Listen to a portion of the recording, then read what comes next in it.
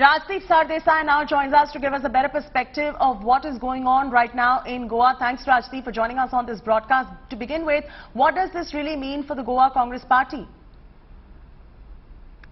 Look, this is another major setback for the Congress in Goa. They've already been out of power for 10 years.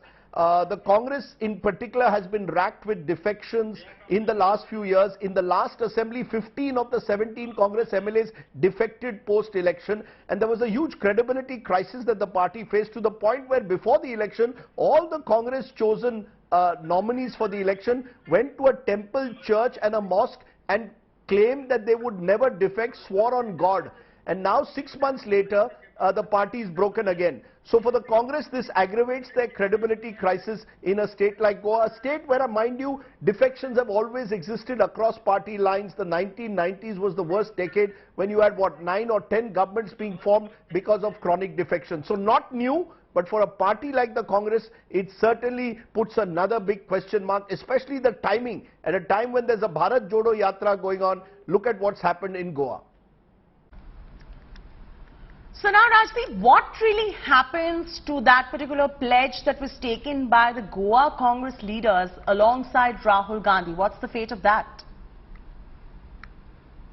Well, in my view, of course, this is, as I said earlier, a huge question mark over the credibility of the Congress. Remember, this is a party which is struggling at the moment across the country with organizational issues, and then when Goa happens, it only puts another question mark on the leadership. But the fact is, Goa is a state which has always been, dare I say, Aya Lobo, Gaya Lobo, or Aya Sardesai, Gaya Sardesai. You know, politicians keep switching sides in Goa, and that's been unfortunate. It's been a reality in Goa, so the people of Goa will not be surprised. The Congress is claiming this is another Operation Lotus by the BJP. They're even bringing in Himanta Biswa Sarma, the Assam minister, chief minister, saying that he in a way struck a chord or has a past relationship with Digambar Kamath, the former Congress chief minister, and that's how this deal was worked out.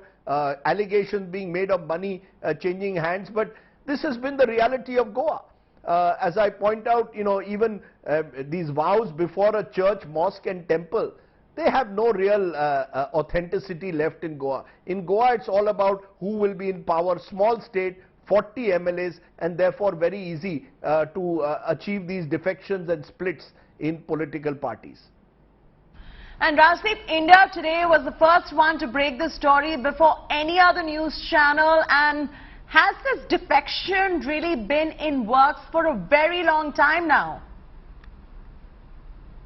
Look, this has been in the works for several months. A similar attempt was made around May, June, and the buzz was then also in the air that 8 Congress MLAs were defecting. At that time, I think they fell short by 2. You need 2/3 for a defection. So the moment they reached 8, they were 2/3 of the legislature party, and the defection was achieved. So it's been in, you know, it's been in the air for a while in Goa.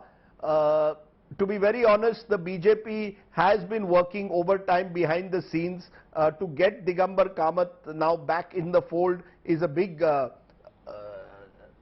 it will be seen as Pramod Sawant establishing his authority over the party, the chief minister. It will be a boost for him, certainly. And it was the Goa State BJP president who told me this morning to expect something like this any time during the day. That's how we got the news break, and it's been now confirmed.